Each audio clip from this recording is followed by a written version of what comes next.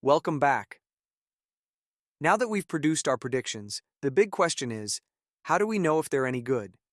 As mentioned in the first video, these predictions help construct a trading portfolio. But simply building a portfolio doesn't guarantee success. We need to measure how well the predictions translate into profitable trades, or, put another way, how effectively our forecasts align with real market movements.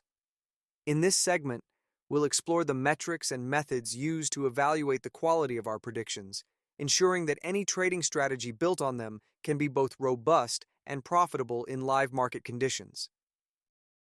Now that we have our daily predictions, how exactly do we turn them into a trading strategy and measure its performance? Here's the process. On January 2nd, 2016, we generate a set of predictions, which we use to plan our portfolio for the next trading day. When January 3rd arrives, we enter the positions prescribed by the January 2nd predictions. Meanwhile, we also generate a new set of predictions for January 3rd, which we'll use to prepare the portfolio we'll enter on January 4th.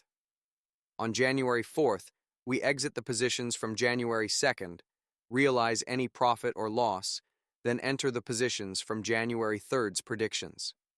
At the same time, we generate predictions on January 4th that will guide our trades on January 5th.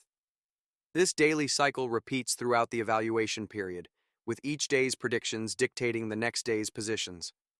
At the end of each holding period, when we exit a position, we calculate a profit or loss based on how that stock performed. The daily P and L is computed by multiplying the GMV, weights, and the corresponding returns, and summing this across the portfolio. By tracking these daily P and Ls over time, we can gauge our overall portfolio performance, helping us understand whether our predictions are truly adding value. So, how do we quantify the performance of our daily trading strategy? We rely on 5 key metrics derived from the daily P and Ls. First is Sharpe ratio. This tells us how much return we get per unit of risk. We calculate it as the mean of the daily P and L divided by its standard deviation. Generally, the higher the Sharpe ratio, the better the risk-adjusted returns. Next, return. This metric captures how strongly our daily positions correlate with the actual market returns. Essentially, we're looking at how well the portfolio's predicted moves line up with reality. The higher this correlation, the better. Next, maximum drawdown. This represents the worst peak-to-trough decline in the portfolio's cumulative P and L. A smaller maximum drawdown means the portfolio experiences fewer and less severe losses during market downturns. Next, up-down ratio. This is simply the percentage of days our daily P and L is positive out of the total days evaluated. The higher this ratio, the more frequently our strategy makes money. And finally, dollars traded. This shows how much trading we're doing daily. For each stock, we calculate the difference in position size from one day to the next, then sum those changes across all stocks and average it over the entire period. While trading is necessary to rebalance positions, excessive trading can lead to high transaction costs, so striking the right balance here is key.